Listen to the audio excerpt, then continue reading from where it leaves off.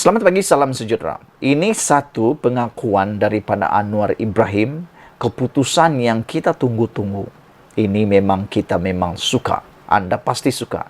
Oleh sebab itu, Anda perlu share video ini kepada semua orang. Dan kita perlu sokong apa yang Anwar Ibrahim, Perdana Menteri Malaysia kita ini, nyatakan.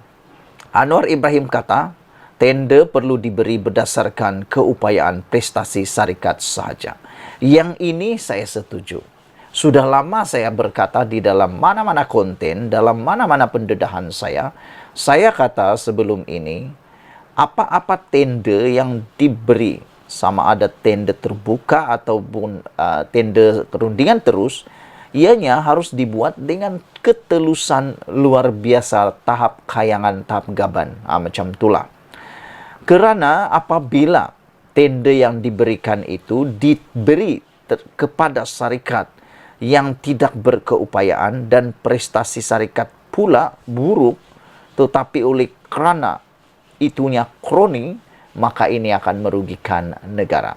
Bayangkan saja, syarikat-syarikat itu sepatutnya tidak berkeupayaan.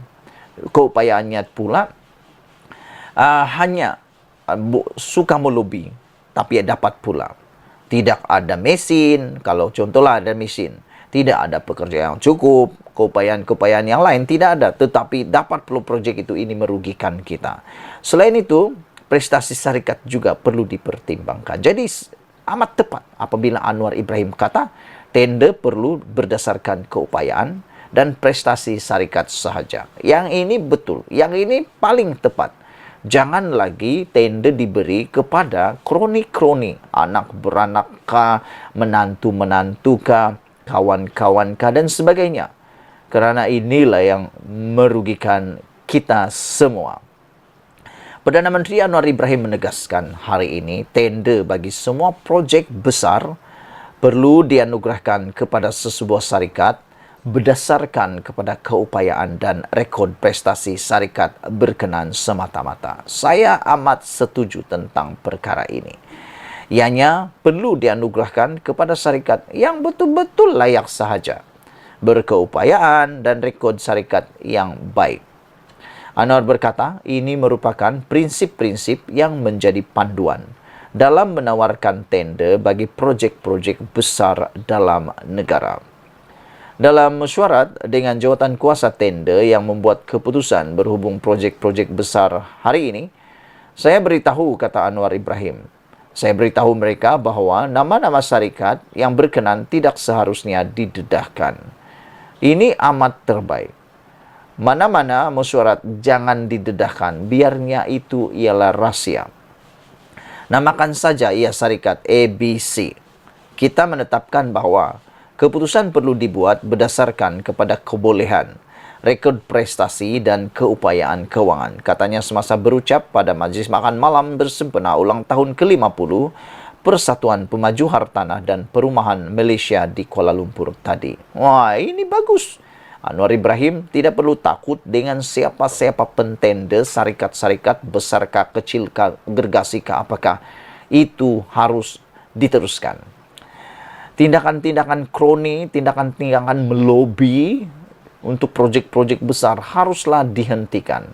Dan saya percaya dengan kekuatan Anwar Ibrahim untuk melawan rasuah, menentang penyalahgunaan kuasa, penyelewengan dan menentang yang dipanggil kronisme dan ingin mahu supaya tata kelola pentadbiran kerajaan dapat diperbaiki dengan cemerlang, amat baiklah cadangan seperti ini.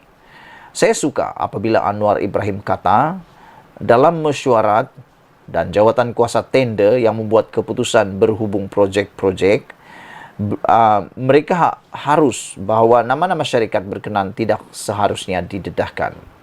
Makna kata, syarikat itu tidak perlu diberi nama.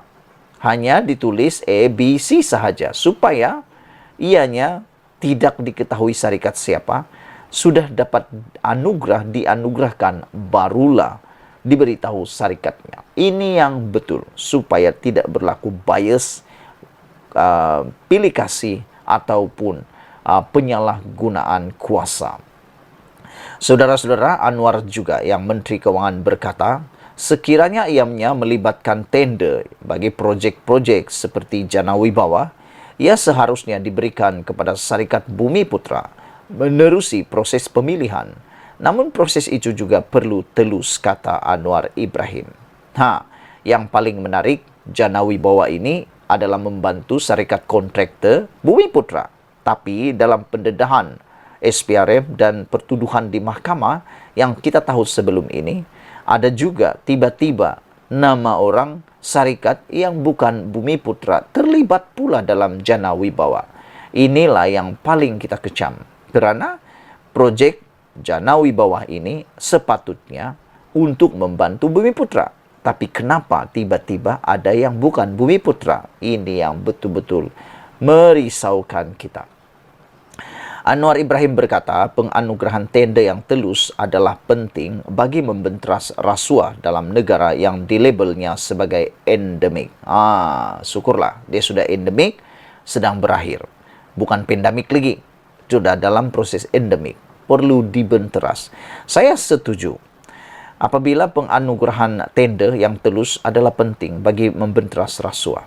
Banyak tender mengalami rasuah kerana ianya melibatkan kroni ataupun melobi. Apabila proses lobby berlaku, ini merugikan. Merugikan kepada pentender sendiri.